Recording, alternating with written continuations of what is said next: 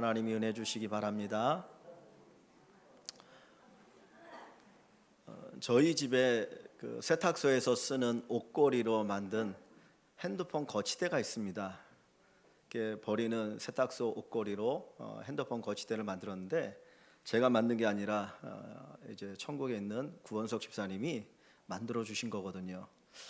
병원에 입원하실 때 이제 이렇게 가면 그 핸드폰 거치대를 이렇게 해다가 거기다 핸드폰을 올려놓고 이렇게 뭐 보시고 이렇게 그러시더라고요. 그래서 야, 참 예쁘네요 그랬더니 하나 만들어 주셨어요.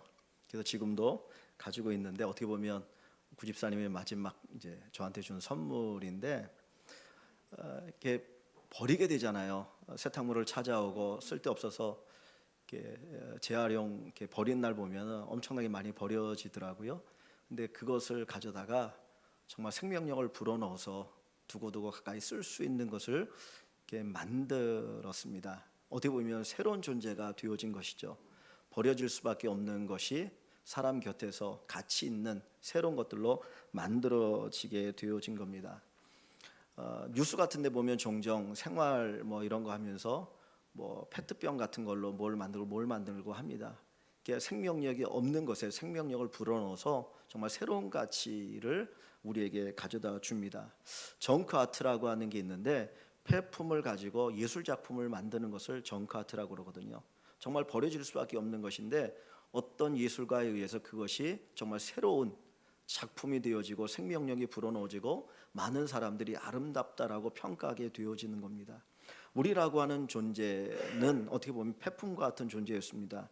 죄 때문에 죄만 짓다가 영원한 쓰레기장인 지옥불에 던져질 수밖에 없는 그런 존재들인데 하나님께서 우리 안에 생명력을 불어넣으시고 우리를 새로운 존재로 만드시고 영원한 천국으로 인도하시는 놀라운 복을 주셨습니다. 그래서 오늘 본문에 보면 그러한 우리들을 새 것이 되었다, 새 것이 되었다라고 이야기합니다. 새로운 존재가 되었다라고 하는 말씀을 우리에게 주고 있습니다.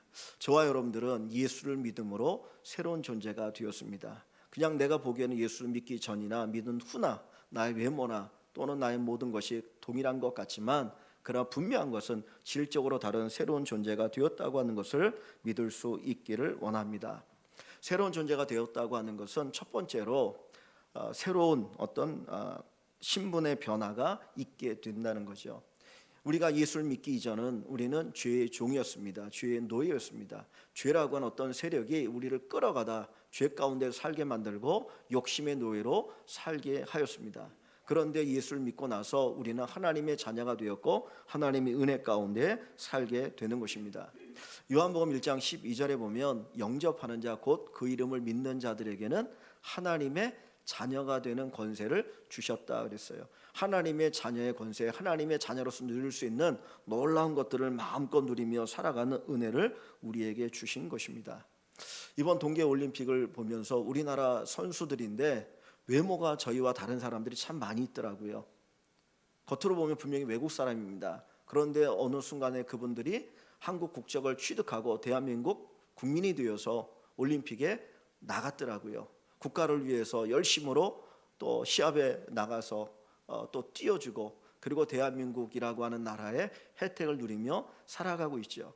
우리가 새로운 존재가 되었다고 하는 것은 하나님의 자녀가 되어서 하나님의 것들을 마음껏 누리며 살아가는 것을 의미합니다. 우리가 하나님의 은혜를 마음껏 누릴 수 있고요, 하나님의 능력을 마음껏 누릴 수 있고요, 하나님의 보호하심과 인도하심을 누리며 살아가는 존재가 되는 것입니다. 그래서 저와 여러분들이 새로운 존재, 새로운 피조물, 새 것이 되었다라고 하는 이 놀라운 은총을 마음껏 누리며 살아갈 수 있기를 소원합니다.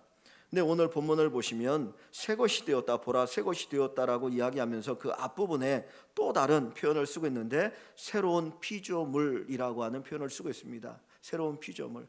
우리는 새로워지기를 원합니다. 날마다 새로워지고 싶고요, 또 새로운 한 해가 시작되어지면 올 한 해는 뭔가 새롭게 살았으면 좋겠다라고 하는 어떤 다짐과 결심을 합니다. 그러나 뒤돌아보면 똑같이 여전한 삶을 살아가고 있는 것을 볼 수 있습니다. 환경이, 시간이 우리를 새롭게 하는 것이 아니라는 것을 보게 됩니다. 젊은 청년들이 군대 가면 완전히 다른 삶을 살지요. 이전에 집에 있을 때는 뭐 늦게 일어나고 늦게 자고 정말 어떤 규칙적인 삶을 살지 않는데 군대 가면 정해진 그 어떤 규칙에 따라서 정말 다른 인간처럼 살아갑니다. 그런데 제대하고 나오면 그 이전으로 돌아가는 것을 볼 수 있습니다. 그러니까 환경이나 어떤 여건이나 시간이 우리를 새롭게 하는 것이 아니라고 하는 것입니다. 정말 우리를 새롭게 하는 것은 무엇이냐? 하나님이 우리를 새롭게 하여 주십니다. 본문에 보면 그런즉 누구든지 그리스도 안에 있으면 새로운 피조물이라 그랬어요. 새로운 피조물이라. 뒷부분에는 새 것이 되었다라는 말을 쓰고 있고 앞부분에는 새로운 피조물이라고 쓰고 있습니다. 피조물이라는 게 뭡니까? 무언가에 의해서 만들어진 존재라는 거죠. 우리가 분명히 새롭긴 새로워졌는데 나의 힘으로 나의 능력으로 내 자유에 의해서 새로워진 것이 아니라 다른 것에 의해서 새롭게 만들어졌다는 거예요. 누구에 의해서? 하나님에 의해서. 하나님이 우리를 새롭게 하십니다. 저와 여러분들이 하나님을 믿으면 하나님이 우리를 새롭게 하여 주시는 것을 믿으시고 누리시기를 바랍니다. 이 새로운 존재가 되었다, 새로운 피조물이 되었다라고 하는 말은 다른 말로 바꾸면 구원이라고 얘기할 수 있어요. 우리가 구원받는다는 게 뭡니까? 저와 여러분들이 구원받았다, 죄로부터 구원받았다, 그렇게 얘기하는데 도대체 그것이 무엇이냐는 거예요. 성경은 그것을 가리켜서 오늘 본문에는 새로운 피조물이 되었다는 거예요. 과거와 다른 새로운 존재가 된 것, 그것을 바로 구원이라고 우리에게 말씀하여 주고 있습니다. 하나님은 우리를 새롭게 하여 주십니다. 하나님만이 우리를 새롭게 하여 주실 줄 믿습니다. 성경에 보면 예수님께서 제일 먼저 일으킨 기적이 있는데 그 기적이 가나 혼인잔치에서 물을 포도주로 만든 사건이죠. 물이 변하여 포도주가 되어지는 사건. 예수님께서 가장 마지막에 행하신 기적은 뭘까요? 첫 번째 기적은 물을 포도주로 만든 사건인데 예수님 마지막에 일으키신 기적은 뭐겠습니까? 십자가에 죽으시고 부활하셔서 우리의 죄를 사하신 사건이죠. 우리의 죄가 사함받은 것, 죄로부터 구원받은 것이 예수님께서 일으키신 최고의 기적이고 마지막 기적입니다. 예수님께서 가나 혼인잔치에서 그 어머니 마리아가 포도주가 떨어졌다고 이야기할 때 주님이 뭐라고 말씀하시나요? 아직 내 때가 이르지 아니했다 그랬습니다. 그 때가 무슨 때를 의미하나요?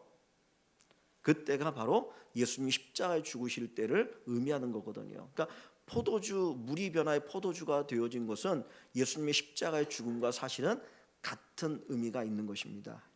물이라고 하는 극히 평범한 것이 포도주로 변해서 거기에 마 있는 모든 사람들을 유익하게 하고 기쁘게 하고 즐겁게 하는 것처럼 예수 그리스도로 말미암아 우리가 새로운 존재가 되어지면 하나님을 기쁘게 할 뿐만 아니라 우리 자신이 기쁘고 많은 사람들에게 유익을 끼치는 존재가 된다는 것을 보여줍니다.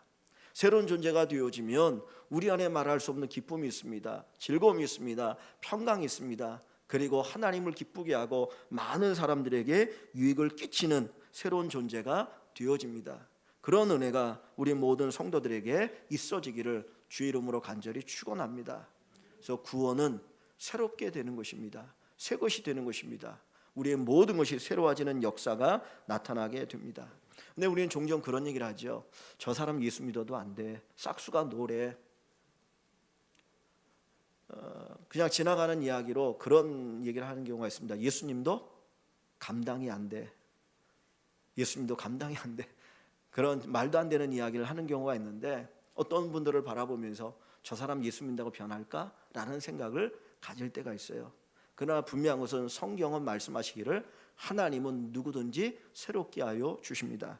오늘 본문 다시 한번 17절을 보시면 그런즉 누구든지 그리스도 안에 있으면 새로운 피조물이라 그랬어요. 누구든지 새로운 피조물이 된다 그랬어요.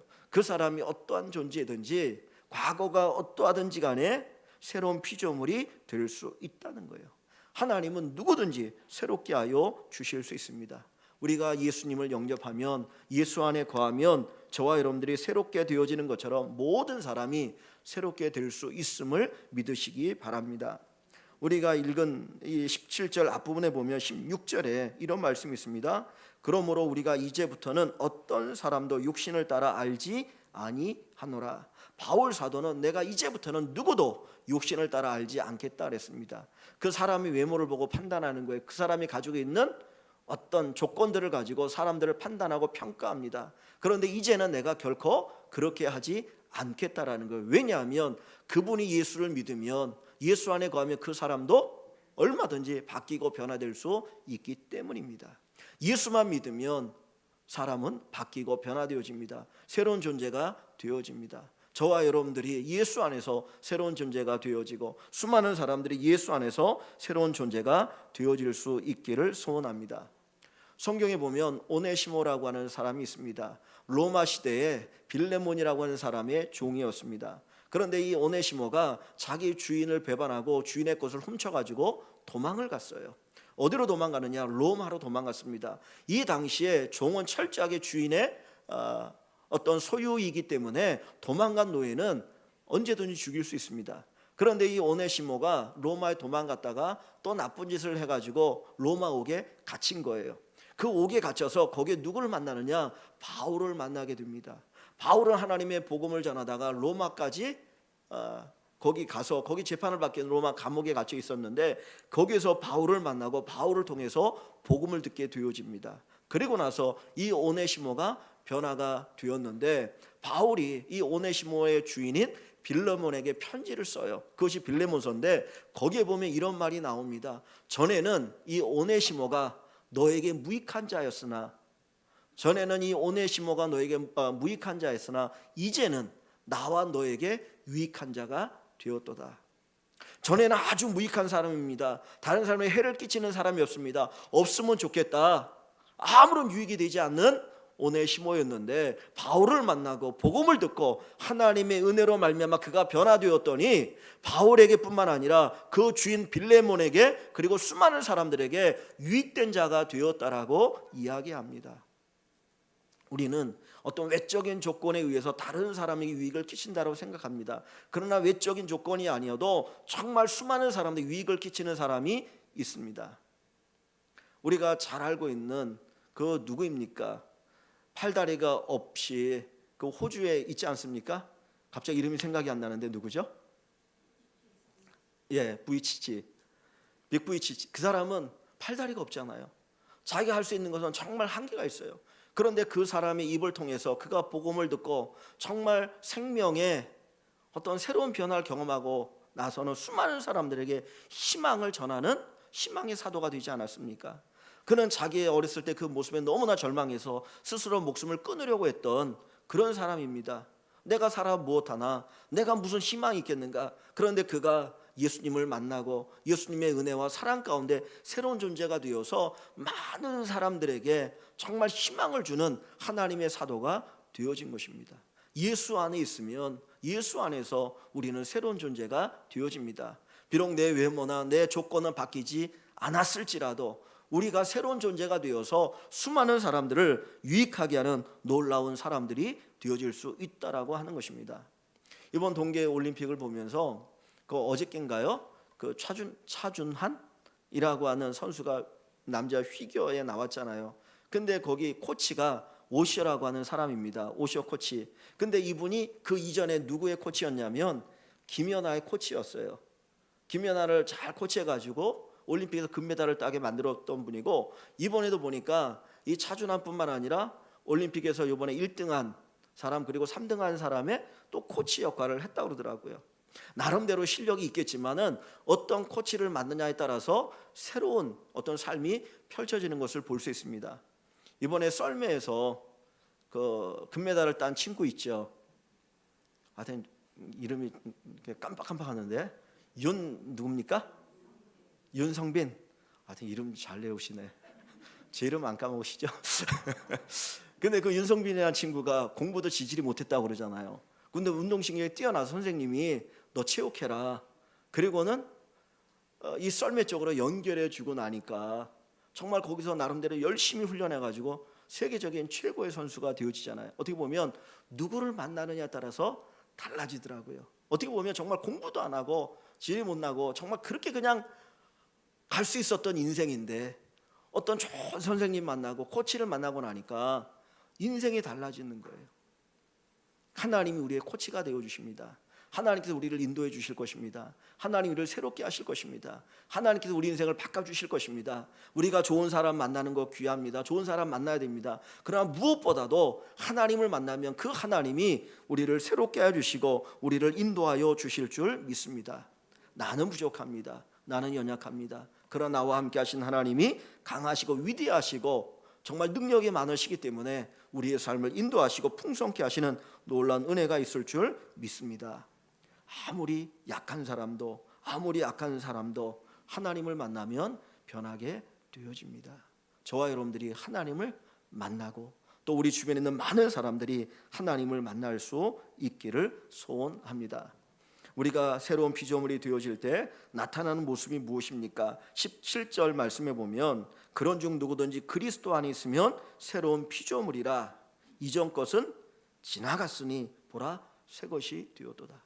이전 것은 지나갔으니 보라 새 것이 되었도다. 과거의 나는 다 지나갔다는 거예요. 과거의 나는 지나가고 이제 우리는 새로운 피조물이 되었다는 거예요. 다시 말하면 과거와의 단절을 이야기합니다. 수많은 사람들이 과거에 매여서 살아가고 있지 않습니까? 과거에 매여서 살아가고 앞으로 나아가지 못하는데 정말 예수 그리스도를 통해서 우리가 새로운 피조물이 되어지면 과거와 단절되어서 새로운 삶을 살아갈 수 있는 놀라운 은혜를 경험하게 됩니다. 그 서커스에서 때로는 호랑이나 코끼리를 길들여 가지고 이제 서커스를 하게 하잖아요. 근데 그런 호랑이나 이 코끼리를 이 길들일 때 처음에 가장 어렸을 때 아주 새끼일 때부터 이렇게 훈련을 시킵니다. 그래서 어디에다 묶어놓고 계속 훈련을 시키면 이 코끼리가 무슨 생각을 하냐면 자기는 항상 어딘가에 묶여 있다고 생각을 하는 거예요. 그러다 보니까 그 착고를 풀어주어도 도망을 가지 않거나 이 조련사의 말에 아주 철저하게 이렇게 순응을 합니다. 우리는 과거에 이렇게 묶여 있어요. 하나님 분명히 풀어놓으셨는데 과거에 묶여 사는 사람들이 너무나 많이 있습니다. 그런데 정말 우리가 새로운 피조물이 되어지면 과거로부터 단절되어서 우리가 미래를 향해서 앞으로 더 발전을 향해서 나갈 수 있게 된다는 것입니다. 그래서 예수 안에 자유함이 있습니다. 주의 영이 계신 곳에는 자유함이 있느니라. 하나님의 영이 우리와 함께 하시면 우리는 주님이 주시는 진정한 자유를 누리며 살아가게 되어질 것입니다. 이전 것은 지나갔으니 보라 새 것이 되었도다. 이전 것은 지나갔으니 보라 새 것이 되었도다. 이 고백이 여러분들에게 있기를 간절히 축원합니다. 넬슨 만델라 남아공 대통령을 아시죠? 한 몇 년 전에 돌아가셨는데 이분이 인권운동을 하다가 27년간 감옥에 살았다고 합니다. 43세 감옥에 갇혀갖고 65세가 될 때까지 27년 동안 감옥에 갇히며 살았던 거예요. 근데 자기가 죄를 지은 것도 아니고 인권운동하다가 그 백인들에 의해서 얼마나 많은 흑인들이 정말 인권이 유린되고 고통을 당하고 죽어가는 사람 많았습니까? 그것을 보지 못하고 그것에 대해서 흑인들도 인권이 있다 그거 외치다가 감옥에 갇혀 27년을 살았거든요. 그러다가 이제 석방되어서 3년 후에 노벨 평화상을 타고 그리고 남아공의 대통령이 되었습니다. 권력을 가졌습니다. 그러면 얼마든지 복수할 수 있는 거 아닙니까? 자기의 삶 27년 여러분 상상할 수 없는 거 아닙니까? 그 중년의 때에 감옥에 갇혀 노년이 돼서 나왔으니 그런데 그가 대통령이 되었을 때 그는 보복하지 않았어요. 용서하고 화해를 했습니다. 그 이유가 무엇이냐면 그의 안에 예수를 향한 믿음이 있었기 때문입니다. 오늘 우리 안에 신앙이 있으면 과거로부터 단절되어질 수 있습니다. 그래서 오늘 본문은 이전 것은 지나갔다라고 얘기할 뿐만 아니라 18절 말씀에 보면 모든 것이 하나님께로서 났으며 그가 그리스도로 말미암아 우리를 자기와 화목하게 하시고 또 우리에게 화목하게 하는 직분을 주셨다라고 이야기합니다. 우리가 다른 사람과 화목할 수 있고 하나님과 화목케 하는 역할을 할 수가 있게 되어진다라는 겁니다. 하나님의 영, 성령이 우리 가운데 임하시면 우리가 주님과 하나 되어지면 우리는 미래를 향해서 나갈 수 있어요. 과거의 단절을 넘어서 정말 주님이 기뻐하는 삶, 수많은 사람들에게 유익을 주는 삶으로 나갈 수가 있게 되는 것입니다.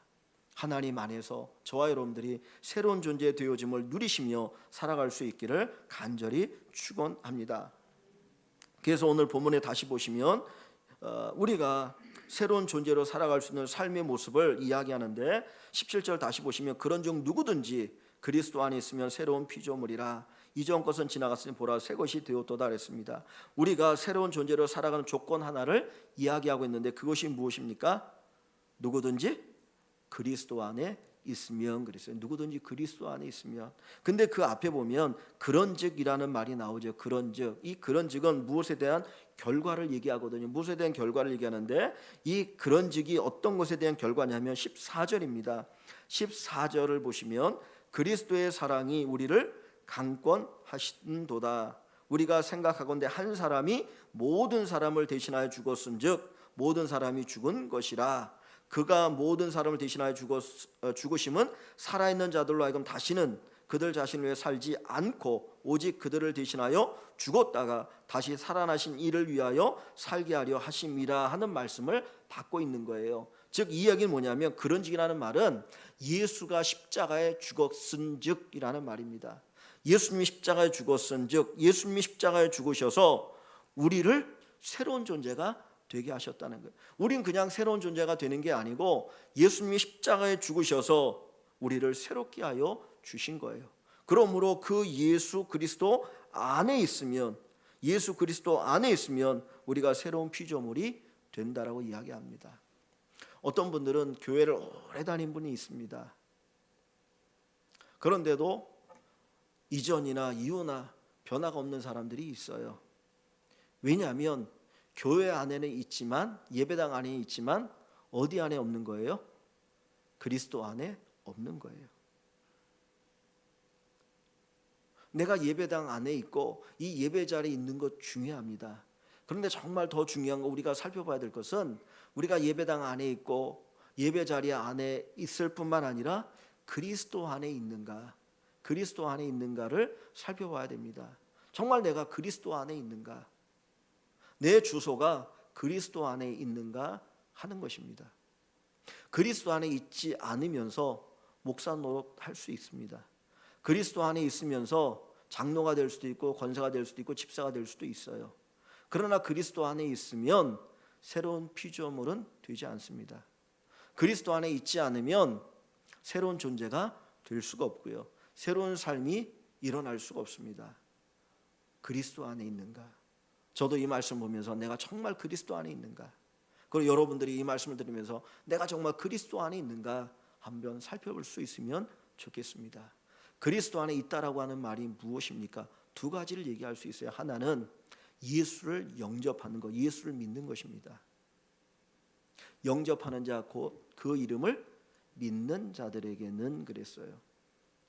우리가 예수 안에 있고 예수가 우리 안에 있는 것인데 그건 어떻게 이루어지느냐? 예수님을 믿는 것으로부터 이루어집니다. 정말 내가 예수님을 믿고 있는가? 예수님을 영접했는가? 한번 살펴보기를 원합니다. 예수를 믿어야만 우리가 새로운 존재가 되어집니다. 예수를 믿지 않으면 새로운 존재가 될 수가 없어요. 내가 예수를 믿고 있는가를 날마다 살펴보아야 합니다. 정말 내가 구원받았는가? 내가 새로운 존재가 되었는가? 옛사람을 벗어버리고 새 사람을 입으라고 말씀하고 있는데 정말 내가 새로운 존재가 되었는가? 예수를 믿고 새로운 존재가 되었는가를 살펴보면 좋겠습니다. 많은 사람들이 자기의 신념을 가지고 신앙생활하는 경우가 많아요. 정말 그분이 나의 구주이신가? 그분이 나의 주님이신가? 그분이 내 인생의 왕이신가라고 하는 고백이 있을 때 우리는 예수를 믿는다라고 이야기할 수 있는 것입니다. 그 예수 믿는 사람만 하나님이 그 안에 놀랍게 역사하셔서 새로운 삶이 펼쳐지게 될 수가 있는 것입니다. 두 번째로 우리가 예수 안에 있다라고 하는 것은 주님과 연합되어지는 것을 이야기합니다. 다시 말하면 주와 합하는 자가 되어지는 거예요. 고린도후서에 이야기하기를 주와 합하는 자는 한 영이라 그랬어요. 주와 합하는 자 한 영이라. 주님께서 우리에게 이런 걸 어떻게 보여주셨냐면 그 에베소에 보면 부부에 대한 이야기를 하죠. 아내는 남편에게 순종하고 남편 아내를 사랑하라고 한 얘기를 하시잖아요. 그러면서 뭐라고 말하냐면 부부에 대한 얘기를 하다가 갑자기 예수님과 교회에 대한 이야기를 한다라고 얘기를 하셔요. 우리가 부부가 된다는 것은 뭘 얘기합니까? 둘이 한 몸이 되는 거예요. 그죠? 둘이 한 몸이 되는 걸 얘기하거든요. 그것처럼 예수님과 우리가 하나가 되어질 때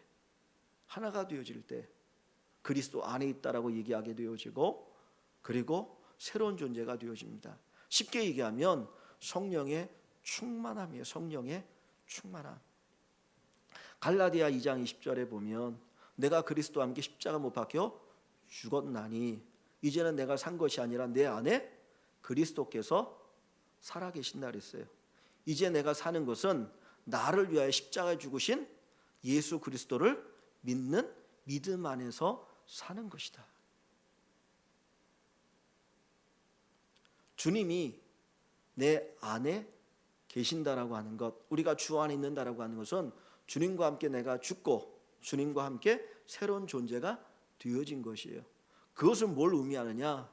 내가 예수를 믿는 믿음으로 사는 거예요. 그것이 바로 성령 충만함입니다. 그 믿음 속에서 하나님 인도하심이 있고 우리가 새로운 존재의 삶을 살아가게 되어지고 하나님께 영광이 되어지고 우리에게 복이 되어지는 것입니다. 우리가 주님과 더불어 이 연합된 삶을 살 때 우리 안에 성령이 거하셔요. 그러면 그 성령께서 우리에게 새 마음을 주셔요. 새로운 마음을 갖게 되어집니다. 그게 새로운 존재가 되어지는 거죠. 그러고 나면 우리가 새로운 삶을 살게 될 수가 있는 것입니다. 사랑하는 성도 여러분, 예수 그리스도로 인하여서 새 존재의 삶이 펼쳐질 수 있기를 간절히 축원합니다. 하워드 핸드릭슨이라고 하는 유명한 목사님이 계십니다. 많은 책을 쓰시고 기독교 교육에 관한 탁월하신 분인데 이분이 한 번은 비행기를 타고 어디를 가게 되었는데 그 비행기가 너무 복잡했다고 합니다. 아이들도 많이 타가지고 갓난 아이들이 막 울고불고 하니까 아주 시끄럽고, 그리고 비행기가 이제 가다가 난규를 만나가지고 막 이리 쓸리고 저리 쓸리니까 많은 사람들이 막 소리를 지르면서 아주 어지럽고, 그 승무원들이 이제 뭐 이렇게 서비스를 해야 되는데 이 난규를 만나니까 엄청나게 힘든 거예요. 그러니까 승객들도 짜증이 나고, 그리고 승무원도 막 힘들면서 짜증이 난 상태였는데 어떤 한 승무원만 유독 이렇게 미소를 지으면서 잘 서비스를 하더랍니다. 우는 아이들은 가서 달래주면서 뭘 어떻게든지 아이가 울지 않게 하려고 하고, 그러면 서비스가 힘든데도 불구하고 상냥하게 막 서비스를 해주니까 저 승무원은 좀 다르다라는 생각을 가졌습니다. 그래서 이제 비행이 거의 다 끝났을 때 그 승무원과 얘기할 기회가 있어서 그 승무원에게 물었습니다. 참 당신 같은 승무원이 있다는 것이 이 회사의 큰 복입니다 라고 이야기를 했어요. 그랬더니 승무원이 하는 얘기가, 저는 이 회사의 어떤 를 위해서, 이 회사를 위해서 일하지 않습니다 라고 얘기를 하는 겁니다. 그냥 깜짝 놀란 거예요. 아니 분명히 이 회사 승무원이 아니겠느냐, 근데 뭐 회사를 위해 일하지 않는다니까. 다시 물었어요. 그러면 뭐 독립된 승무원의 어떤 모임 속에 있는 거냐, 그러니까 소위 프리로 뛰는 사람들이 있잖아요. 그것처럼 이 회사에 속하지 않았는데 뭐 여기 비행에 온 거 아니냐 물었더니 그것도 아니라는 겁니다. 그럼 도대체 당신은 어디에 속한 사람입니까? 라고 물었더니 그가 하는 이야기가 이렇게 얘기했습니다. 저는 예수님을 위해서 일합니다. 저는 예수님을 위해서 일합니다. 이 항공사는 저에게 월급을 주는 것뿐입니다. 이 말의 의미가 뭔지 아십니까? 분명히 그 회사에 속해 있는 승무원이었어요. 그런데 그는 단순히 회사를 위해서 일하는 존재가 아니라 하나님을 위해서, 예수님을 위해서 일한다는 거예요. 그랬기 때문에 사람들에게 정말 상냥하게 웃으면서 일을 하였다라는 거죠. 오늘 우리가 새로운 존재가 된다라고 하는 것이 무엇인가 하는 것을 우리에게 보여줍니다. 성경은 오늘 본문의 구원이라는 말을 새로운 존재, 새로운 피조물, 새 것이라는 말로 쓰고 있어요. 우린 그냥 구원하며 죄로부터 구원받아서 이제 나는 천국에 가나 봐라고 생각하는 것으로 끝나기가 쉽거든요. 그런데 오늘 본문은 그렇게 얘기하지 않고 새로운 피조물이다, 새로운 존재다라고 이야기합니다. 너희가 새로운 존재야. 과거에 옛사람은 죄 가운데 살고 자기 욕심을 따라 사는 존재이지만 이제는 새로운 존재가 되어서 하나님의 영광을 위해서 하나님의 은혜로 사랑을 베풀고 나누는 삶을 살게 되었다라고 하는 것을 우리에게 가르쳐 줍니다. 우리 모든 성도 여러분, 새로운 존재가 되었다라고 하는 이 고백을 가지고 살아가길 원합니다. 우리는 새로운 존재가 되었습니다. 누구든지 예수 그리스도 안에 있으면 새로운 존재입니다. 이 새로운 삶이 저 여러분들의 펼쳐질 수 있기를 주님의 이름으로 간절히 축원합니다.